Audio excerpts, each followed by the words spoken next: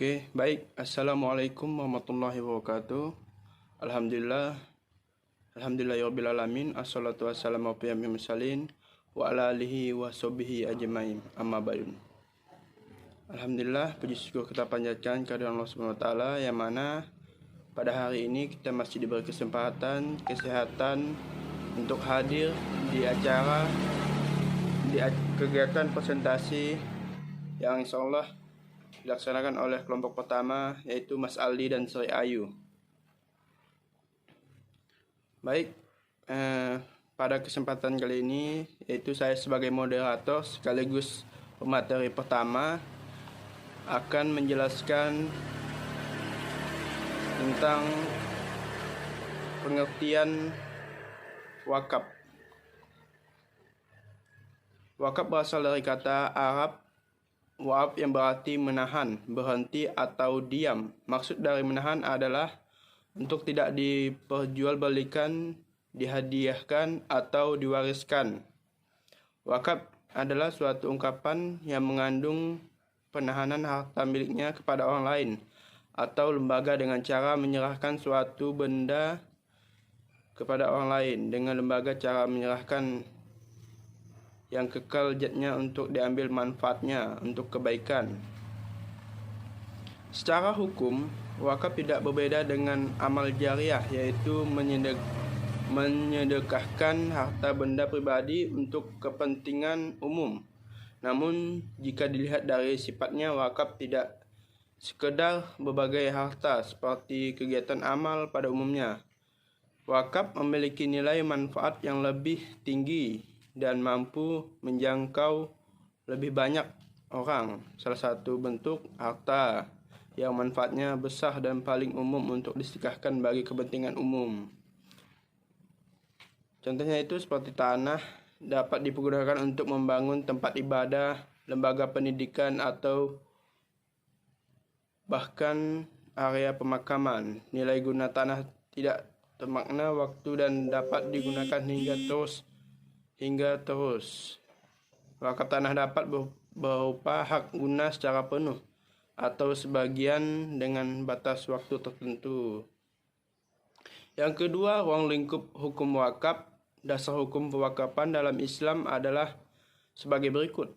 Dalam Al-Quran, Allah Subhanahu wa taala berfirman, Quran surah Al-Hajj surah 22 ayat 77, yang artinya, hai orang-orang yang beriman, rukuklah kamu, sujudlah kamu, sembahlah Tuhanmu, dan perbuatlah kebajikan supaya kamu mendapat kemenangan.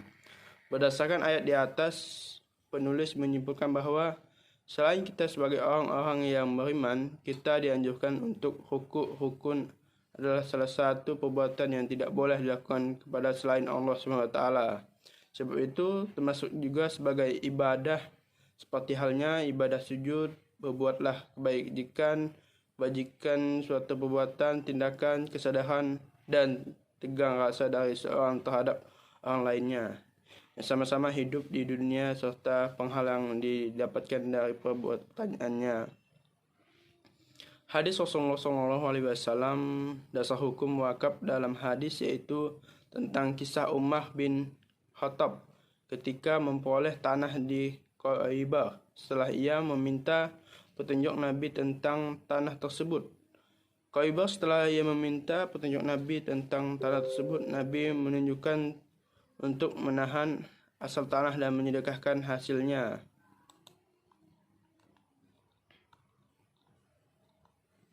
Menurut Ahmad Azhar Bashir, berdasarkan hadis yang bersih tentang wakaf Umar radhiyallahu, maka diperoleh ketentuan-ketentuan sebagai berikut.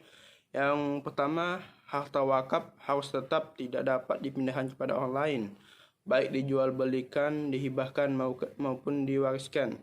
Yang kedua, harta wakaf terlepas dari pemilikan orang yang mewakafkannya. Yang ketiga, tujuan wakaf harus jelas, terang, dan bermaksud perbuatan baik menurut agama Islam. Yang terakhir, harta wakaf berupa tanah dan sebagainya yang tahan lama dan tidak musnah sekali digunakan. Selanjutnya yang ketiga, rukun dan syarat wakaf. Yang pertama, wakaf dinyatakan sah apabila telah memenuhi rukun dan syarat rukun wakaf. Ada 4, yaitu pewakaf, wakif harta yang diwakafkan, mauqif bih penerima wakaf, mauqif alih penyataan atau ikrah wakaf, sighab, dan pengelola nazir qayyim mutawali, baik berupa lembaga atau perorangan yang bertanggung jawab untuk mengelola dan mengembangkan serta menyalurkan hasil-hasil wakaf tersebut.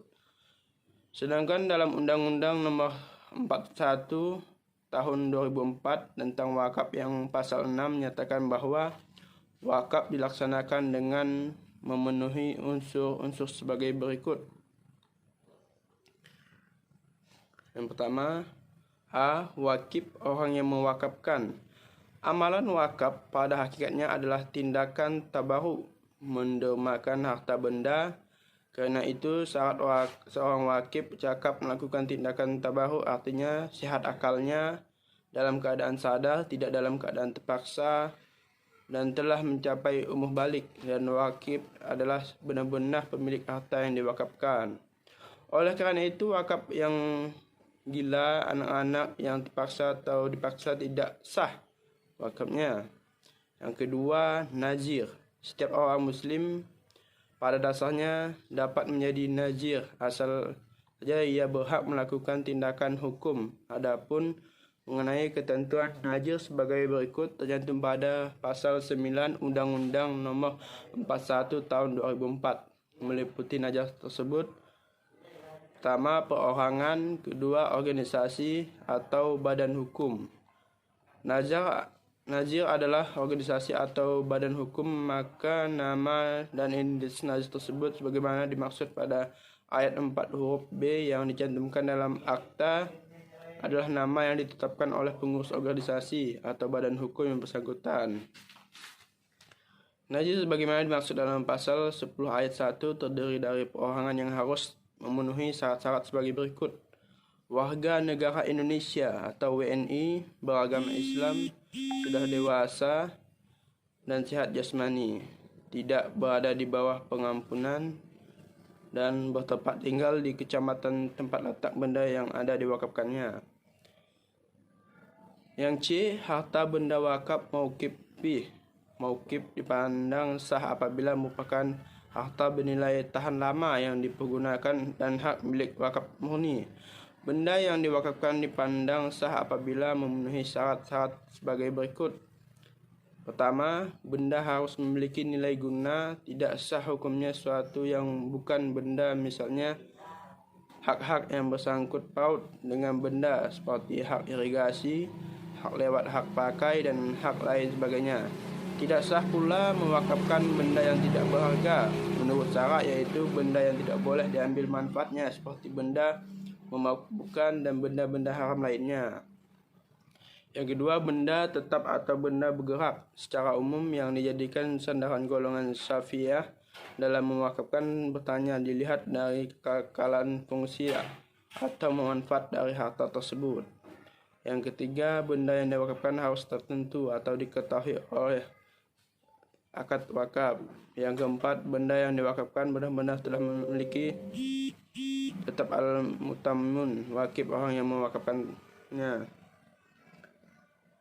Terjadinya akad wakaf dengan demikian jika seorang mewakafkan benda yang bukan atau belum miliknya, walaupun nantinya akan menjadi miliknya, maka hukumnya tidak sah, seperti mewakafkan tanah yang masih dalam sengketa atau jaminan jual beli. Selanjutnya ikut sighab, wakaf atau ikrar. Wakaf ikrar ini berupa ucapan yang adanya wakaf sihat yang dipakai adanya kata-kata yang menunjukkan wakaf, walaupun tidak harus dengan redaksi wakaf tertentu saja. Yang paling diutamakan adalah kata wakaf, sehingga dengan mudah bisa diungkapkan dengan makna ikrar waktu itu dalam undang-undang.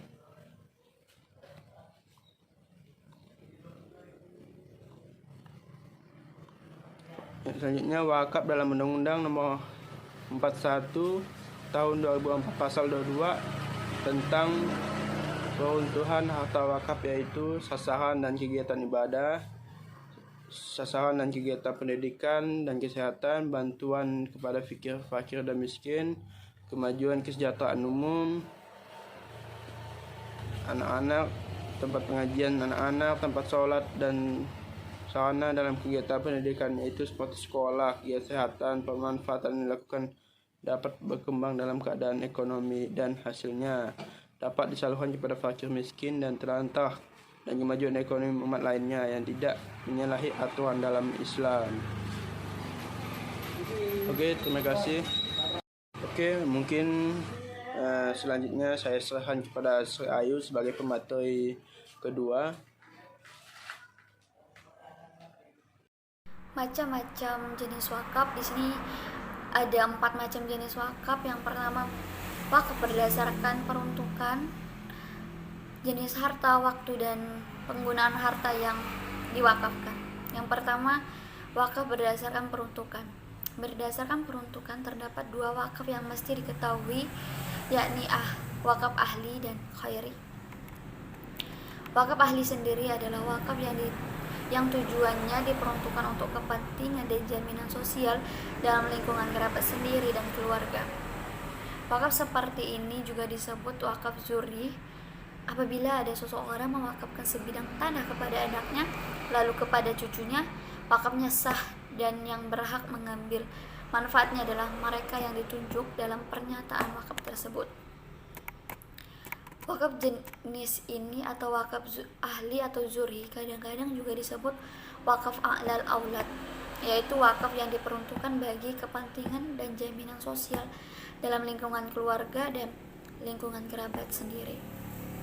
Wakaf keluarga ini secara hukum Islam dibenarkan berdasarkan hadis Nabi yang diriwayatkan oleh Bukhari dan Muslim dari Anas bin Malik tentang adanya wakaf keluarga, Abu Tahlal kepada kaum Talhah kepada kaum kerabatnya. Selanjutnya, wakaf khairi. Wakaf khairi adalah wakaf yang dilakukan untuk kepentingan agama atau kemasyarakatan atau kebajikan umum. Wakaf khairi inilah yang berjalan sejalan dengan amalan yang amat digembirakan dalam ajaran agama Islam, yang dinyatakan pahalanya yang terus mengalir hingga si wakif meninggal dunia dan selama harta masih diambil manfaatnya.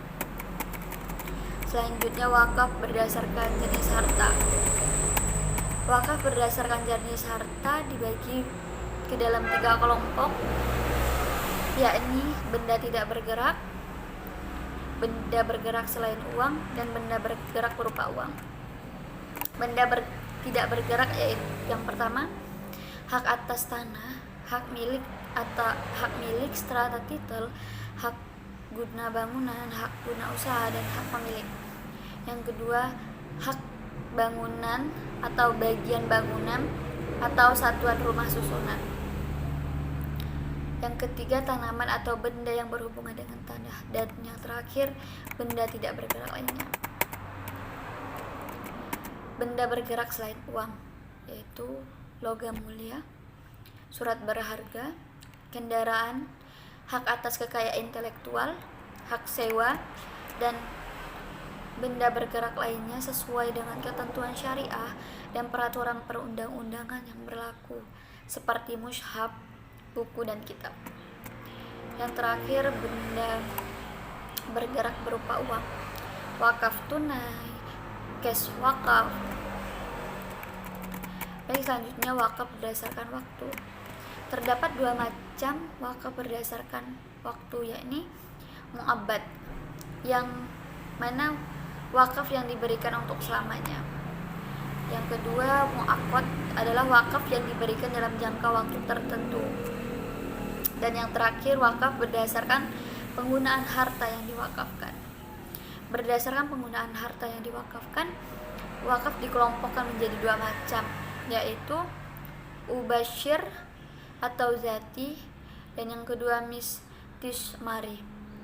Ubasyir atau zati adalah wakaf harta yang bermanfaat bagi pelayanan masyarakat dan bisa digunakan secara langsung seperti madrasah, rumah sakit, dan lain-lain. Mistismari adalah wakaf yang ditunjukkan untuk penanaman modal dalam produksi barang dan hasilnya diwakafkan sesuai keinginan pewakaf. Baik, sekian dari saya. Assalamualaikum warahmatullahi wabarakatuh. Lainnya, benda bergerak selain uang, yaitu logam mulia, surat berharga, kendaraan, hak atas kekayaan intelektual, hak sewa, dan benda bergerak lainnya sesuai dengan ketentuan syariah dan peraturan perundang-undangan yang berlaku, seperti mushaf, buku, dan kitab.